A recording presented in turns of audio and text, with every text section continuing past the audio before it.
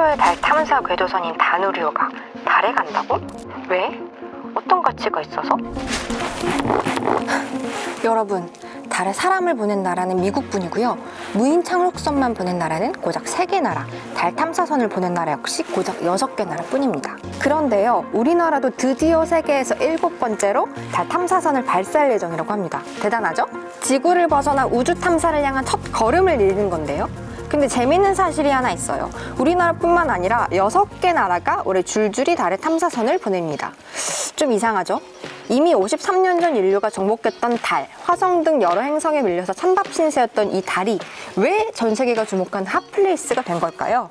우리나라 최초의 달 탐사선인 다누리호의 계획과 임무를 통해 같이 알아볼게요.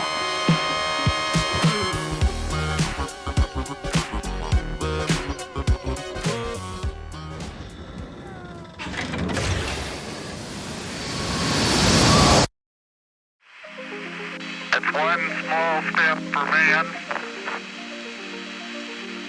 one giant leap for mankind. 아폴로 11호의 선장이었던 닐 암스트롱이 인류 최초로 달에 발을 디딘 날, 우리나라도 이 달 착륙 장면을 생중계로 내보냈다는 사실 알고 계셨나요? 이 관심이 대단해서요, 여러 학교들은 임시휴교까지 해서 학생들이 중계를 볼 수 있게 할 정도였다고 해요. 아무튼 1969년 당시 달 탐사는 그저 남의 나라 얘기라고 생각했지만 53년이 지난 지금 더 이상 남의 나라 얘기가 아니죠. 우리가 독자적으로 개발한 최초의 달 탐사선 다누리호가 있기 때문입니다.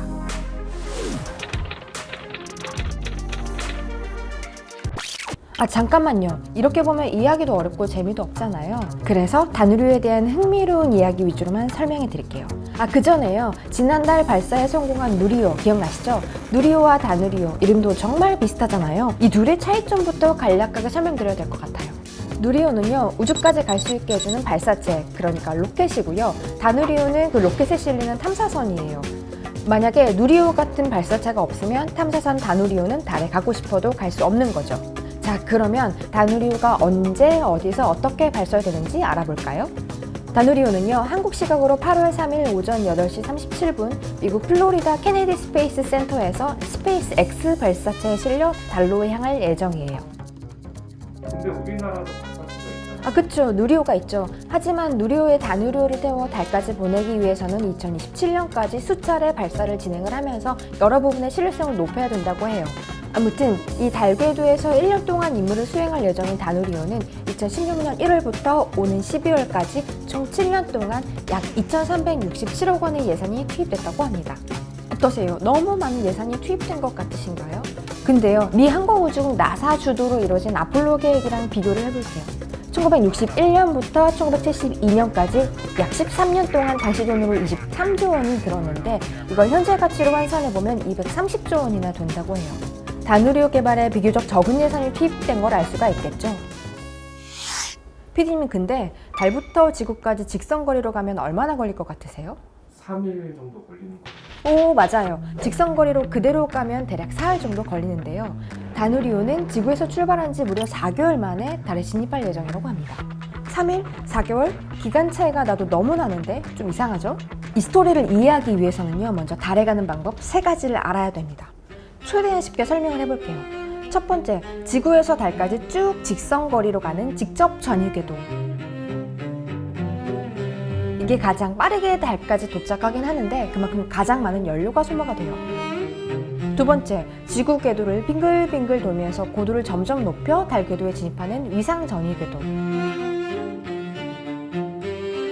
직선거리로 가는 것보다 한두 달 더 걸리긴 하는데 그만큼 연료 소모는 덜하겠죠? 마지막으로 태양, 지구 같은 주변 천체 중력을 이용해서 달 궤도에 들어가는 BLT 궤도. 가장 이동 거리가 길지만 또 그만큼 연료 사용을 최소화할 수 있겠죠. 다시 말해서 목표 지점까지 빠르게 가면 연료가 많이 들고요. 반대로 느리게 가면 갈수록 연료를 아낄 수 있는 거예요. 처음에는 우리나라도 두 번째 방법인 위상 전위 궤도로 다누리호를 보낼 계획이었어요. 그랬는데 문제가 하나 생깁니다.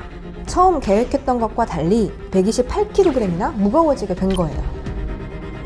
그래서 연구자들 사이에서 연료 부족 문제가 제기가 됩니다. 그러니까 전체 무게가 늘어나면 달 궤도에 진입하는데 연료를 더 쓸 수밖에 없고요. 그렇게 되면 정작 달 탐사를 위한 연료가 부족해진다는 거죠. 이런 이유 때문에 2020년 12월을 목표로 했던 다누리호 발사 일정에 차질이 생기게 된 겁니다. PD님, 제가 근데 퀴즈 하나 내볼게요. 아까 연료를 아끼려면 어떻게 해야 된다 그랬죠? 최대한 느리게 가라고. 맞아요. 주변 천체의 중력을 이용한 BLT 궤도 방식으로 달 궤도에 들어가면 연료 사용을 최소화할 수 있겠죠? 그래서 결국 우리 항우연은요, 달 궤도 진입 방식을 BLT 궤도 방식으로 변경하게 됩니다.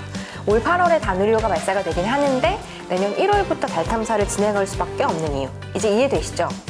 다음 달 3일에 시작되는 다누리호의 달 탐사 일정을 성공적으로 끝마치게 되면 2030년에는 한국형 달 착륙선을 발사를 할 거예요.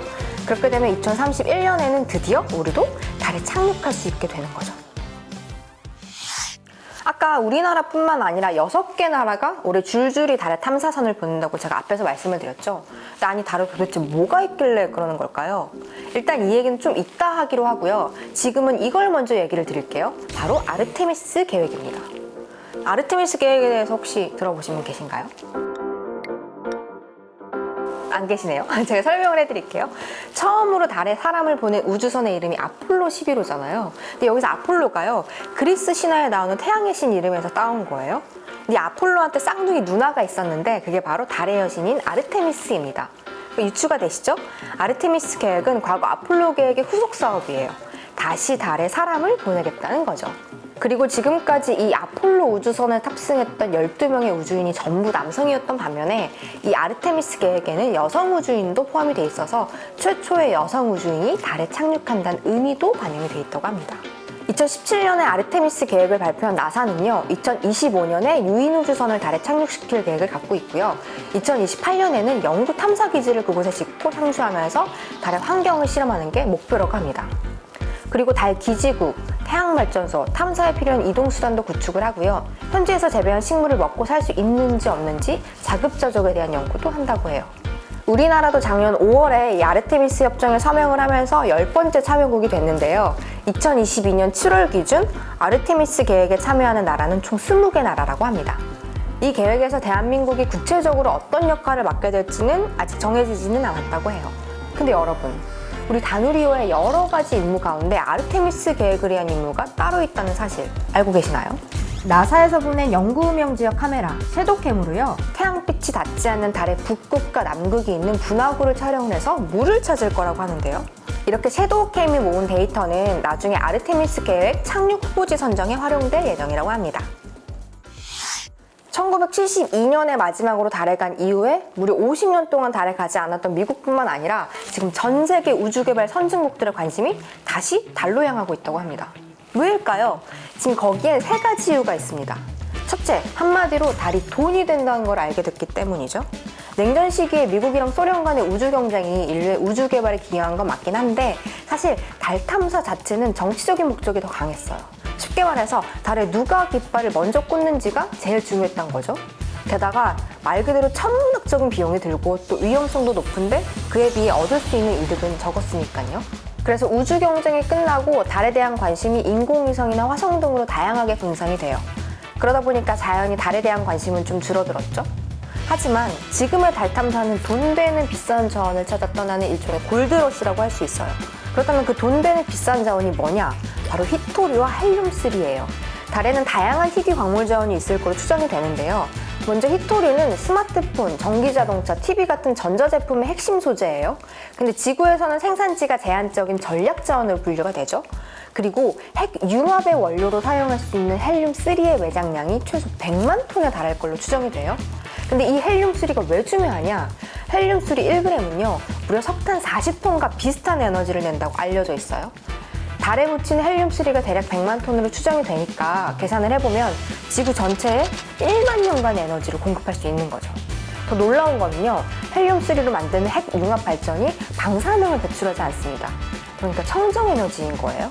쉽게 말해서 체르노빌, 후쿠시마 원전 사고 같은 피해의 공포가 이제는 먼 과거 얘기가 되는 겁니다. 근데 이 헬륨3가 지구에는 거의 존재하질 않아요. 헬륨3가 태양에서부터 나오는 건데 지구에서는 대기가 다 태워버리거든요. 근데 달에는 대기가 없잖아요. 그래서 달에는 헬륨3가 그대로 쌓이는 거예요. 두 번째, 달을 통해서 지구의 비밀을 알아내려는 목적이 있어요. 달은 중력이 약해서 대기가 존재하지 않고 진공에 노출이 돼 있어요. 그래서 지난 30억 년 동안 지질학적인 변화가 없이 처음 생겨났을 때 상태 그대로 보존하고 있을 걸로 추정이 돼요. 자연히 달 표면에는 태양계 역사가 그대로 많이 남아있을 거고 달을 지질학적으로 탐사하면서 지구의 과거를 알아보겠다는 생각인 거죠. 마지막으로 세 번째, 달을 우주 탐사의 전초 기지로 삼을 계획이 있어요.